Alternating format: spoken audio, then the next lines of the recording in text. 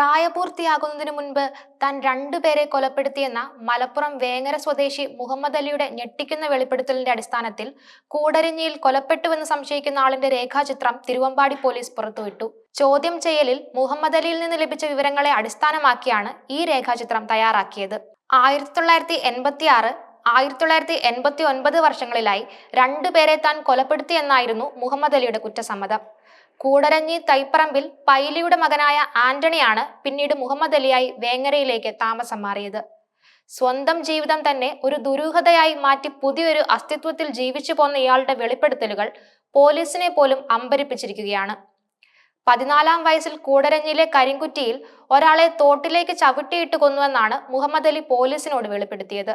നിലവിൽ മറ്റൊരു കേസിൽ റിമാൻഡിലുള്ള മുഹമ്മദ് അലിയെ കസ്റ്റഡിയിലെടുത്ത് ചോദ്യം ചെയ്തപ്പോഴാണ് 1989-ൽ കോഴിക്കോട് വെള്ളയിൽ ബീച്ചിൽ വേറൊരാളുടെ സഹായത്തോടെ മറ്റൊരാളെയും കൊലപ്പെടുത്തിയെന്ന ഞെട്ടിക്കുന്ന വിവരം പുറത്തു വന്നത്. 1986 ഡിസംബർ 5-ലെ ദിനപത്രങ്ങളിൽ കൂടരഞ്ഞി മിഷൻ ആശുപത്രിക്ക് പിറകിലെ വയലിൽ ഏകദേശം 20 വയസ്സ് തോന്നിക്കുന്ന ഒരാളുടെ മൃതദേഹം കണ്ടെത്തിയതായി വാർത്ത പ്രസിദ്ധീകരിച്ചിരുന്നു. പോലീസിനുള്ള ഏക സൂചന ഇത് മാത്രമായിരുന്നു.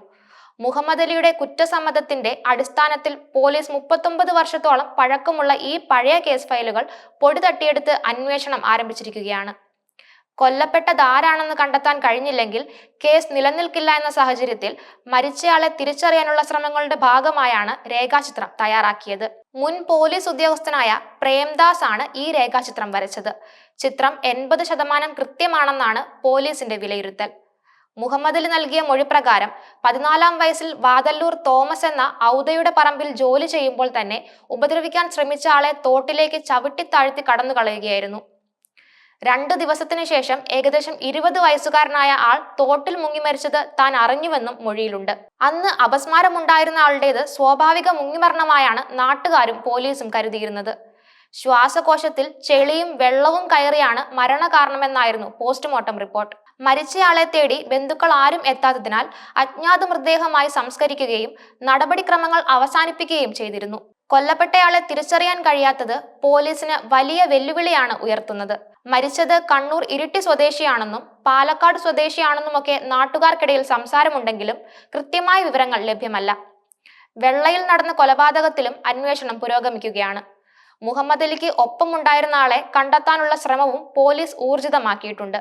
കൊലപാതകത്തിന് സുഹൃത്ത് ബാബുവിന്റെ സഹായം ലഭിച്ചതായുള്ള മൊഴിയുടെ അടിസ്ഥാനത്തിൽ ബാബുവിനെ കണ്ടെത്താനും അന്വേഷണം നടക്കുന്നുണ്ട്.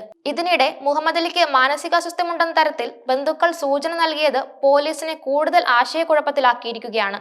മുഹമ്മദ് അലിയുടെ വെളിപ്പെടുത്തലുകൾ തെറ്റാണെന്നാണ് അന്ന് ഈ കേസുകൾ അന്വേഷിച്ച മുൻ പോലീസ് ഉദ്യോഗസ്ഥരുടെ നിലപാട്. കൂടരഞ്ഞിയിൽ കൊല്ലപ്പെട്ടത് കണ്ണൂർ ഇരിട്ടി സ്വദേശിയാണെന്ന സംശയത്താൽ അങ്ങോട്ടേക്കും പോലീസ് അന്വേഷണം വ്യാപിപ്പിച്ചിട്ടുണ്ട്. ഈ വെളിപ്പെടുത്തലുകൾ സത്യമാണോ അതോ തെറ്റാണോ എന്ന് കണ്ടെത്താൻ വിശദമായതും ആഴത്തിലുള്ളതുമായ അന്വേഷണം അനിവാര്യമാണ്. പതിറ്റാണ്ടുകൾ പഴക്കമുള്ള ഈ കേസുകളുടെ ചുരുൾ അഴിയുമോ എന്ന് ഉറ്റുനോക്കുകയാണ് കേരള സമൂഹം.